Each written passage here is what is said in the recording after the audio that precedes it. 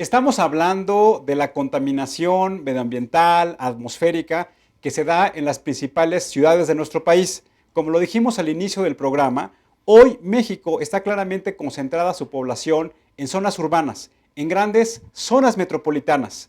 Y es ahí en donde tenemos el reto como ciudadanos de tener una gestión medioambiental distinta, más creativa e innovadora, que nos permita que todos asumamos nuestra responsabilidad, pero que también permita que podamos socializar los costos de esa contaminación medioambiental.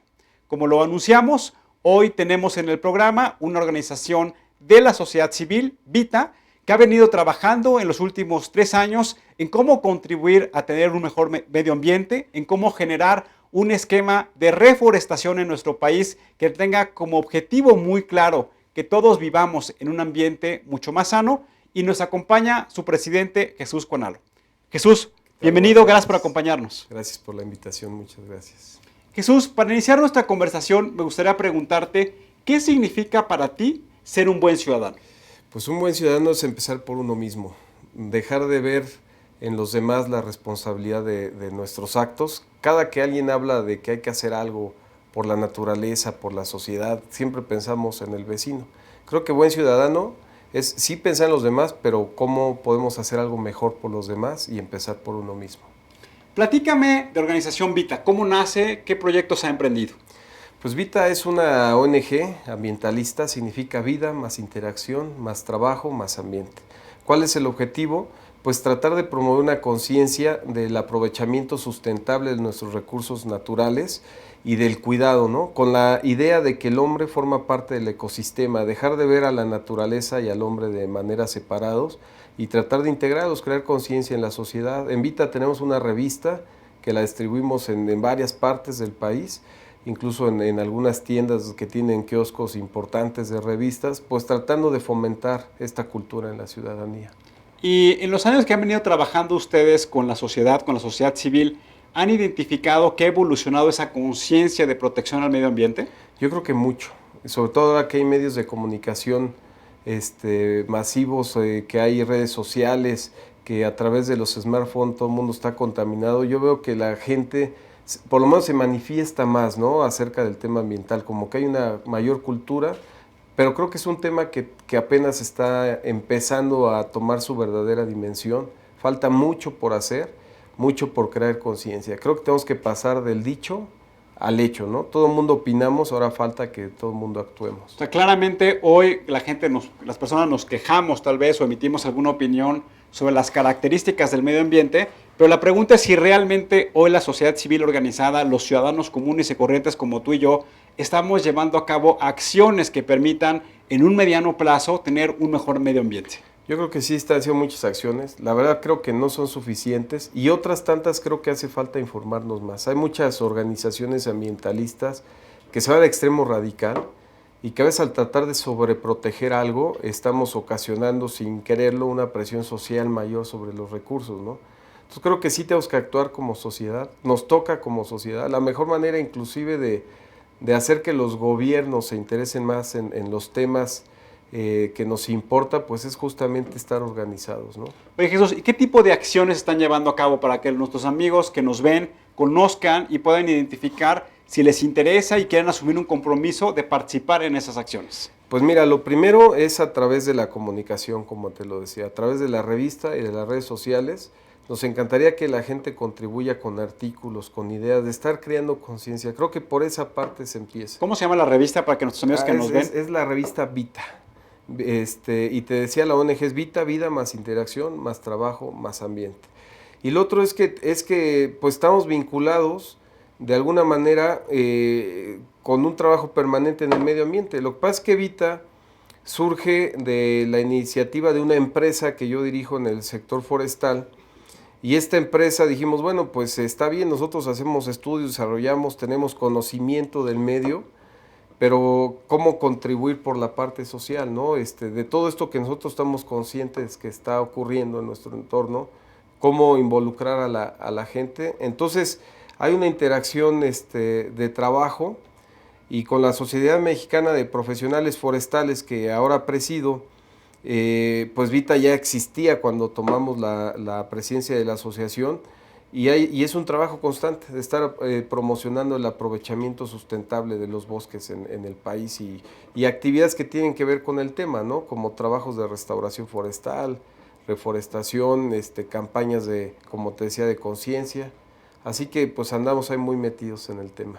Jesús, hace algunas semanas se presentó un estudio que nos puso a todos a reflexionar, en donde la contaminación medioambiental no solamente ya es exclusiva de la Ciudad de México, sino también de las principales zonas metropolitanas del país.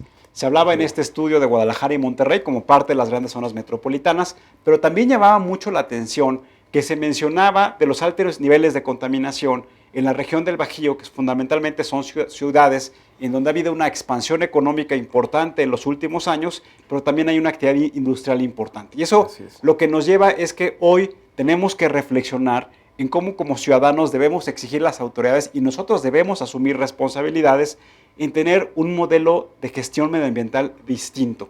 ¿Cómo podemos imaginarnos este modelo de gestión medioambiental? Pues creo que empezando por la organización. Muchas de estas ciudades fueron creciendo sin una perfecta planeación, digamos, ¿no? U óptima. Entonces se fueron haciendo de industrias, se fueron haciendo de una mancha urbana cada vez mayor. Acertadamente comenzaste el programa mencionando que nos estamos concentrando en las urbes y la tendencia es esa, ¿no? La gente va a ir abandonando el campo, se va a ir concentrando más en las ciudades. Entonces, sin una adecuada planeación que incluya la parte ambiental, va a estar ocurriendo esto cada vez en más ciudades.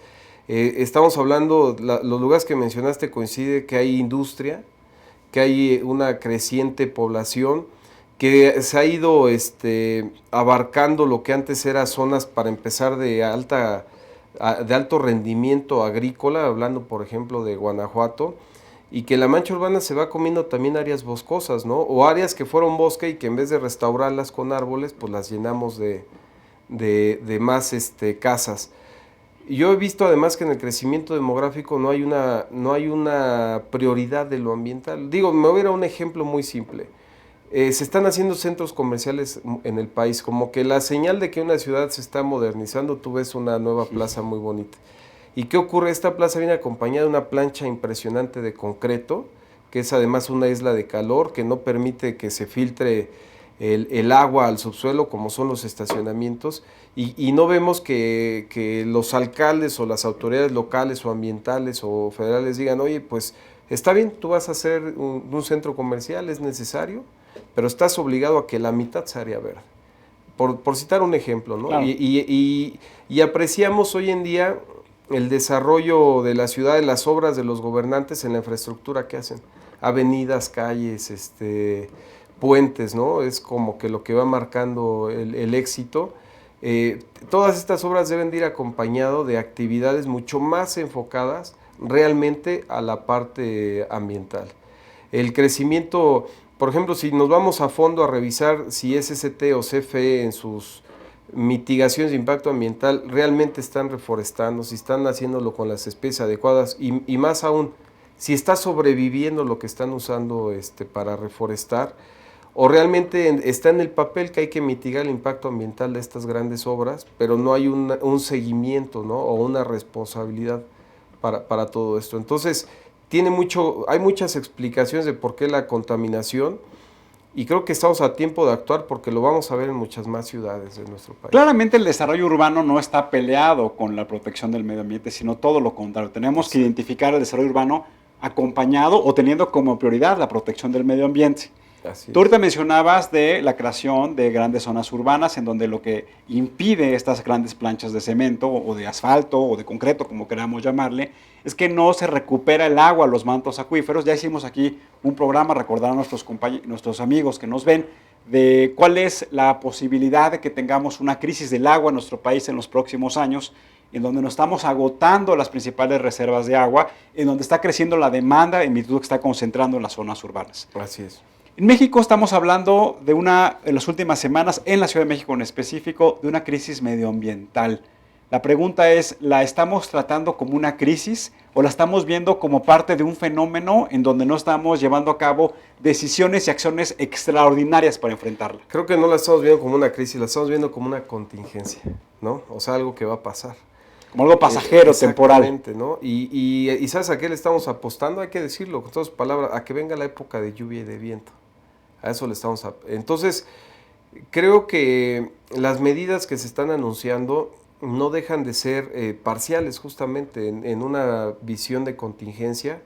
Creo que si reconocemos que estamos en una crisis ambiental, podemos actuar de fondo y no solamente exigirle a las autoridades que hagan más, no estoy diciendo que no estén haciendo, pero creo que si nos sumamos todos, no solamente vamos a generar más ideas a las autoridades, creo que los ciudadanos vamos a tener que tomar conciencia y también actuar nosotros.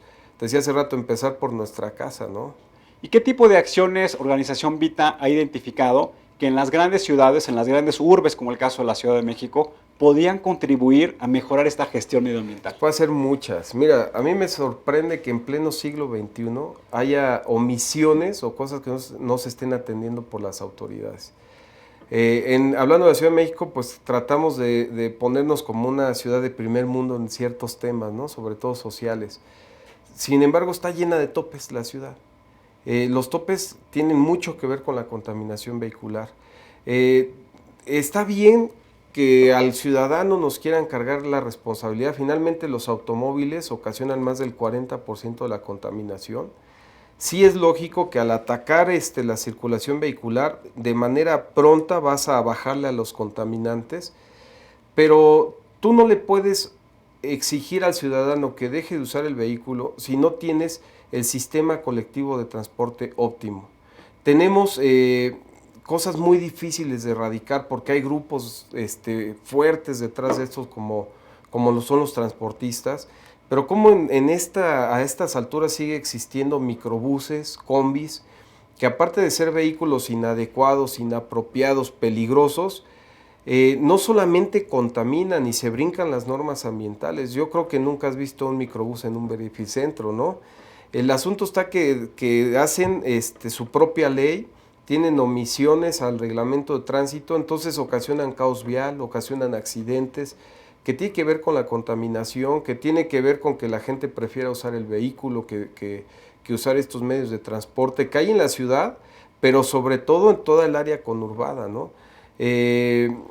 Eliminar, te decía, topes, fomentar de una manera mucho más estricta el uso de vehículos alternativos como la bicicleta. Se habla de que ahora se va a verificar y a ponerle también una etiqueta a las motocicletas para que no circulen, y la idea debería ser al revés, fomentar vehículos distintos a los automóviles que son más ágiles, que contaminan menos, ¿no? Creo que tenemos que atender con mayor seriedad y con programas ad hoc la cuestión de nuestros bosques, por ejemplo, y de nuestros parques urbanos, y crear programas de conciencia social. Creo que realmente si vemos que igual más del 20% de la contaminación proviene de los hogares, creo que sí nos hace falta mucho más cultura también, ¿no? Invertir mucho más. Déjame detenerme, tú hablaste de tres temas, hablaste del transporte personal a través de vehículos privados, hablaste del transporte público como una alternativa para disminuir el uso del transporte público y hablaste de la reforestación como un elemento natural que permita atender de mejor manera la recuperación. Hablabas tú hace un momento de lo que llaman el dióxido de carbono, que eso lo que lleva es a regenerar de manera natural el medio ambiente.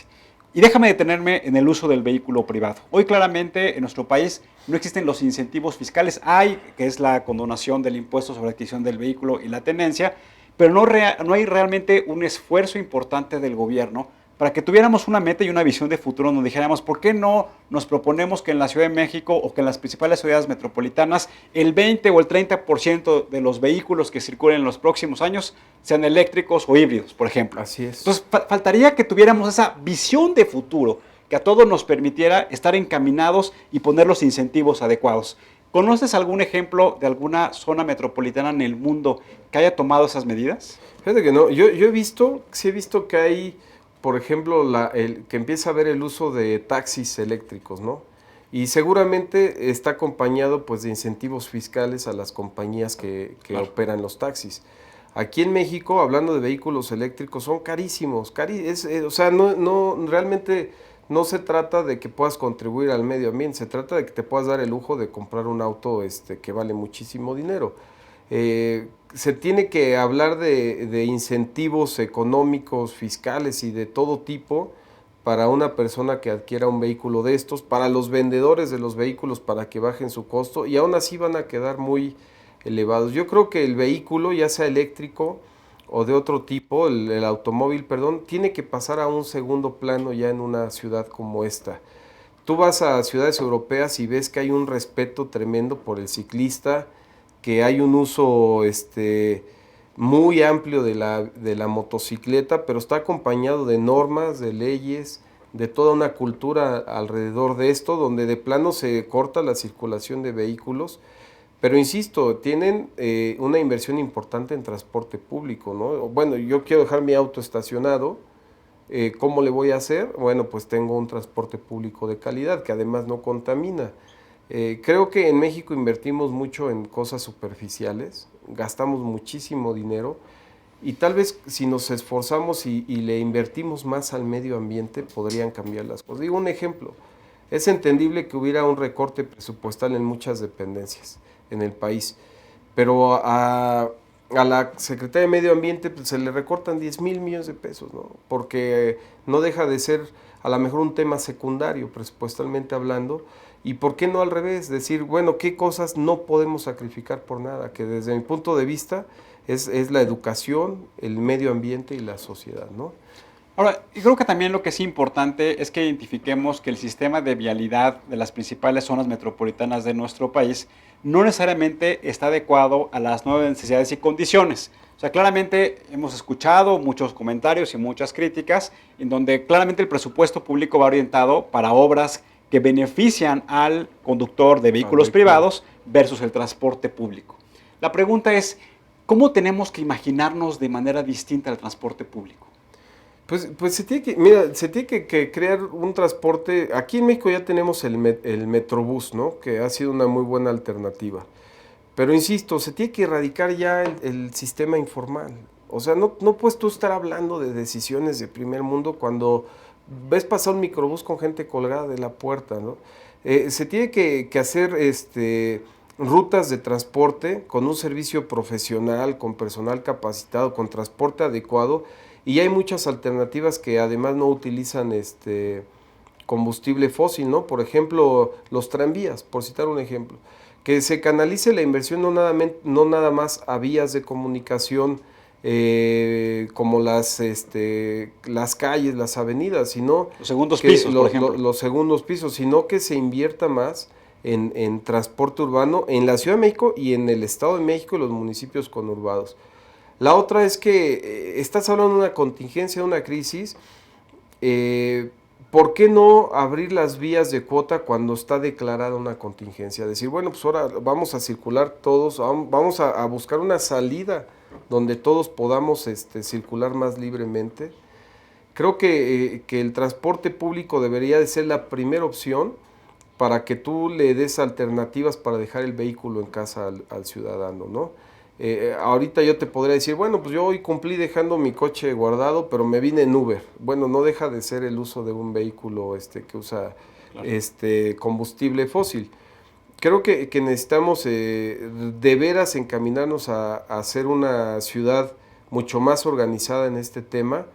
Y creo que todas las demás ciudades del país ya deberían de irse enfilando hacia esas decisiones, ¿no? Oye, Jesús, se creó una comisión, en el caso de la Ciudad de México, una comisión que le llaman Ambiental Metropolitana, que lo que busca es establecer soluciones y acciones de carácter público para toda la zona conurbada de la Ciudad de México, que es de las zonas metropolitanas más grandes del mundo. Están por emitir una serie de recomendaciones para una segunda etapa, tratar de combatir la contaminación atmosférica. Si estuviera en tus zapatos y tú fueras parte de esa comisión metropolitana, ¿qué recomendaciones harías? Mira, yo recomendaría, es más, hasta vengo preparado, ¿no? No venía preparado, pero mira, hace poco de hecho hicimos varias recomendaciones públicas, ¿no? Creo que se tiene que atender de manera integral, no nada más ir al problema de los verificentros y de lo que no circula. Pensando en todo lo que se podría recomendar.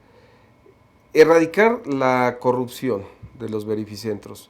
Se tomó desde mi punto de vista una muy mala decisión al permitir que cualquiera que tenga el holograma tenga derecho a circular. Creo que la iniciativa no es mala, pero como todo buscamos soluciones populares sin ver lo que hay de fondo, ¿no?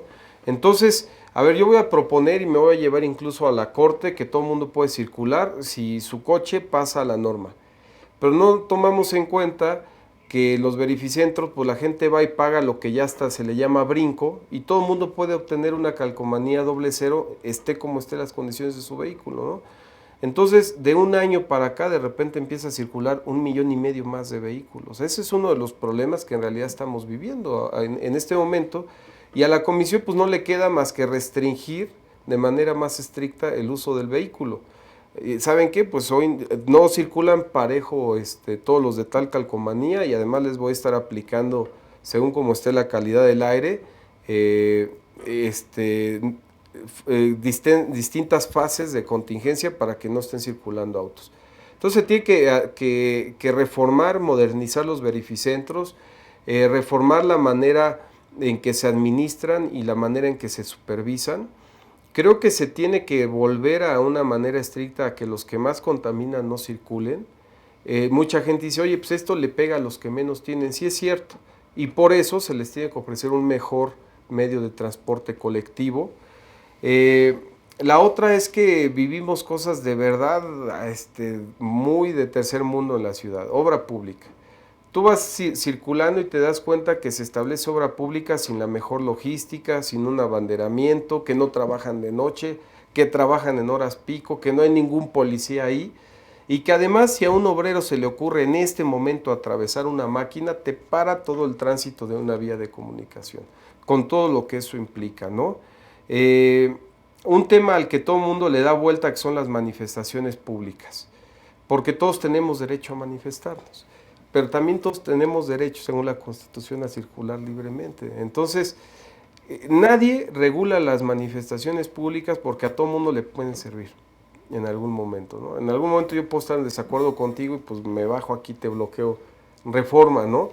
Creo que le tienen miedo por la parte popular y yo pienso que está bien, que si hay que marchar, que si hay que luchar por derechos, hay que luchar. Pero que se evite, al menos en esta ciudad, el bloqueo de vías de comunicación, o al menos en ciertos horarios, o al menos en ciertos días, ¿no? Que se atrevan nuestros políticos a legislar en la materia.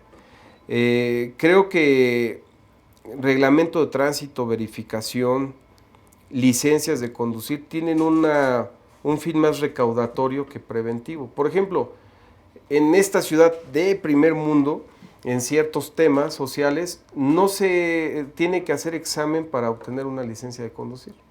Eso quiere decir que cualquiera puede conducir. Eso también afecta a la calidad del tránsito vehicular.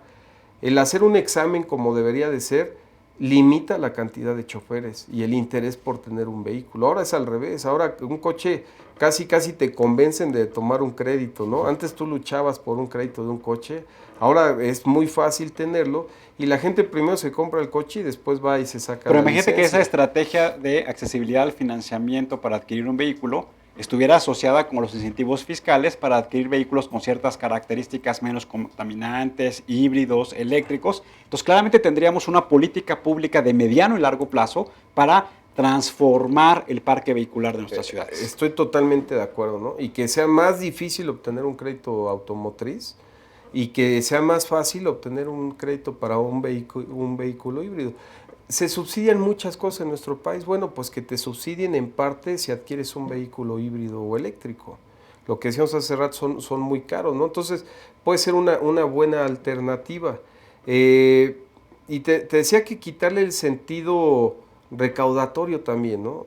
Se hace un reglamento de tránsito que está bien, se tiene que actualizar nuestra forma de transitar, pero te establecen límites de velocidad que a lo mejor te van a ocasionar más caos vial y te van a ocasionar más contaminación. Entonces, creo que se tiene que pensar más, te decía, integralmente, cómo liberar un poco más la circulación vehicular, cómo lograr incentivar que la gente no utilice tanto su vehículo.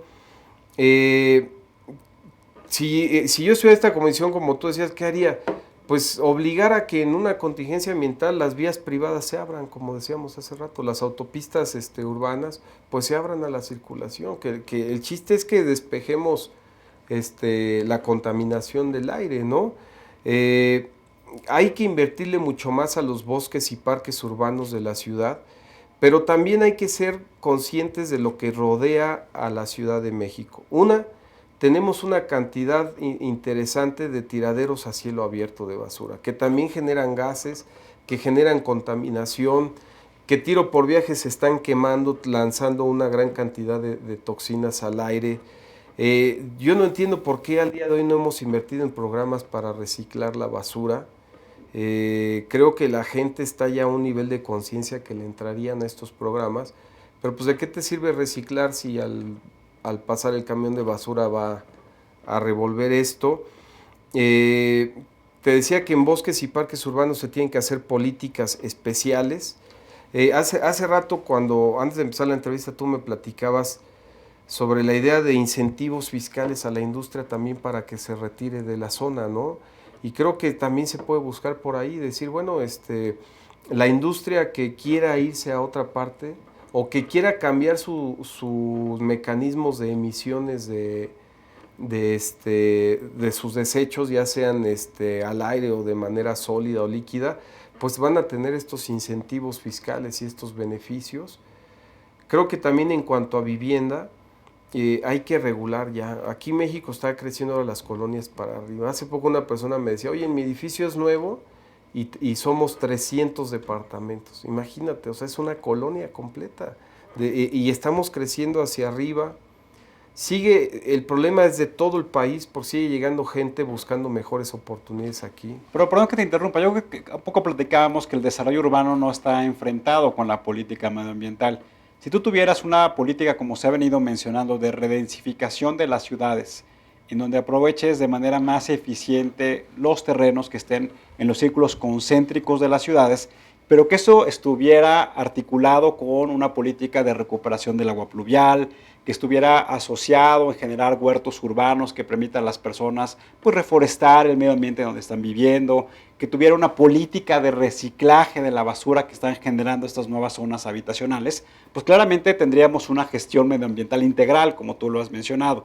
Pero me parece que lo importante es que como ciudadanos tenemos que exigirlo, Jesús. Exacto. Y pienso que hoy no lo estamos exigiendo, pienso que hoy el tema medioambiental lo estamos viendo como un rompecabezas en donde algunos tenemos una pequeña pieza, pero no nos hemos sentado a poder armar adecuadamente ese rompecabezas. Creo que estamos metidos en tantos problemas o tenemos en nuestra mente tantas cosas, pues que a veces pasa a segundo término esto, ¿no?